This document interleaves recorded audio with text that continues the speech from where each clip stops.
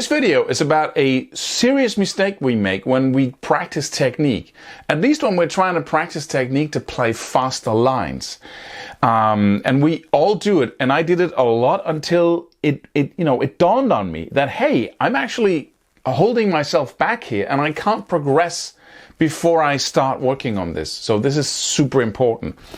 You should go subscribe to this channel if you find this video useful, and go download the free course we have by clicking the link below this video. So what is it? Well, it's the fact that we have this simple approach to practicing, and I had too. If I want to learn alternate picking, well, what is alternate picking? It's picking up and down. So that's what I'm doing, right? I'm picking up and down on one string or two strings with a lot of delay. But that's what I'm doing, right? So I must be practicing alternate picking. No, you're not. We need to really be very specific in order for us to tell the brain or give the brain enough repetitions of the right kind of thing. If I give my brain 1,000,000 repetitions of going up and down like this, then it won't be able to speed this up. Some brains get it intuitively and they just change the pattern of movement gradually. Some don't. Most don't. That's what we call talent. It's an intuitive brain that actually knows how to do the right thing, or figures it out without the actual player or practitioner being aware of what is going on. And those people make up for not so good teachers. But I had no talent when I started practicing, so I had to figure everything out myself. I had to be very conscious and focused on what is actually going on here. So the point is, instead of practicing alternate picking by picking up and down, you must say, okay, if I have to do this at warp speed, I don't have time to go up and down like that. I don't have time to, move this much around. I have to have an extremely efficient picking technique. Efficiency is it, right? Accuracy and precision and efficiency. And the efficiency comes from my accuracy and precision because I have to practice having the same picking depth every single time. I have to practice having the same almost robotic, minimalistic movements all the time, right? So if I'm practicing alternate picking to be able to play fast, I want to go.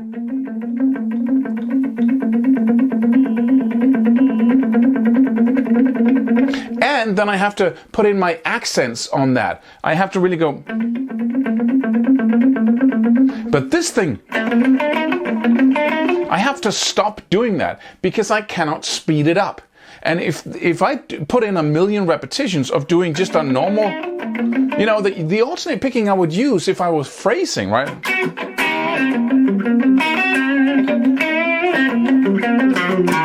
Right?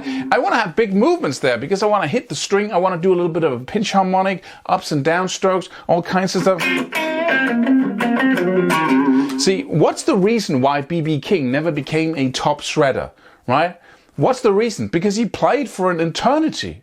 So if he had some basic skills when he was starting out that we all know him for, why didn't those skills, despite the fact that he played like 1,000,000 hours, right? And he practiced those or played those things that he knew so often, it's a joke, right? We're talking millions of repetitions, but he never developed like to be able to play things. So which tells us that why would you ever become faster at just doing things a lot of times?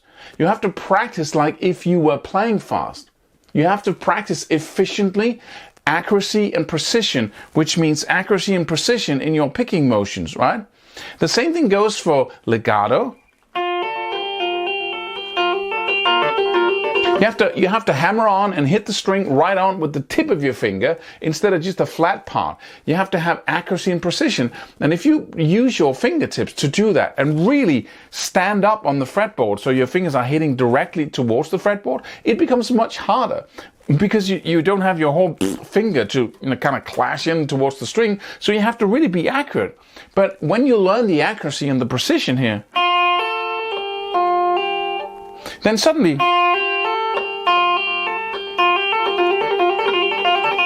it becomes easy and you can play it fast, right? Just like this, because now you have a movement that actually works, that's accurate and precise, and therefore it's easy to speed up. This is not that.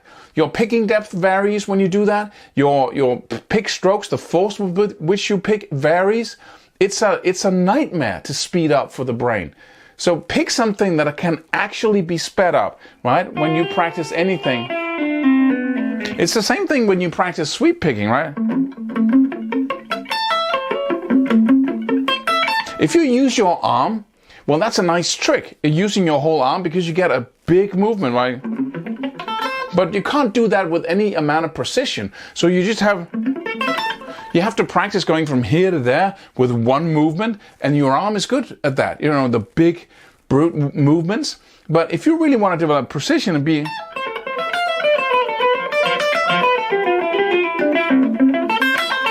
If you want to be able to integrate it into your picking, then you can't have your whole arm moving 1 second and then have your hand move the other second, right? And go from alternate picking to legato to sweep picking. So you have to really go down to it, right? And practice accuracy and precision and having an efficient movement when you practice. That is key. If you forget it, you're wasting your time. Okay, so that's said about speed. But what about phrasing? What about, making sounds happen? So, because some people then adapt this precision and, efficiency mindset, and then they start practicing phrasing. And that's another thing entirely, because you have to have big movement.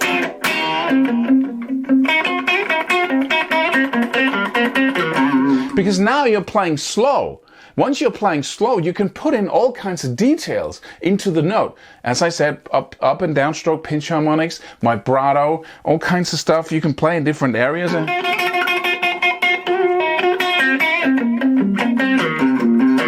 You can mute as you pick, right? And that gives you a slightly different picking motion. All kinds of details play into that. So just tell your brain, what am I practicing? Is it for speed? Is it robotic accuracy and precision? Or is it phrasing? You must have a focus. If you don't have a focus, you don't learn. That is the simplest rule of learning. The brain must know, because without a focus, the brain doesn't know, when am I succeeding and when am I not? If you're practicing speed and you have these few rules for accuracy and precision, then the brain is going to say, I failed. I need to be more accurate. Now I know what I'm practicing now, and so I can evaluate all the time. Am I doing it right? Could this be even more efficient? Could I have even smaller movements in my right hand? Right? And that becomes the success/failure evaluation in your brain. If you're practicing phrasing, then the whole thing becomes different. It's like, does it sound the way I want to, right? So this is really key. A last little insight here. When I practice for speed, I hold my hand in a classical manner, because this gives me the best agility in my fingers.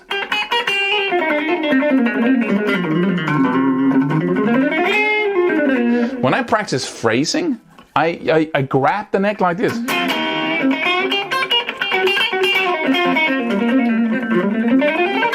Right? And then I go back and forth like that. Slow playing. Right? And fast playing. It goes down here. Classical, the thumb goes down in the middle of the neck. Right?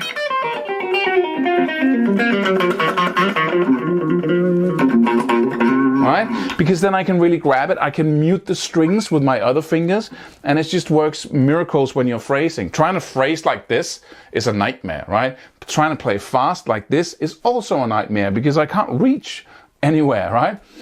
And I'm locking down my fingers. So be very aware of what are you doing, what are you trying to achieve, and then the results will follow. I hope to see you in the next video.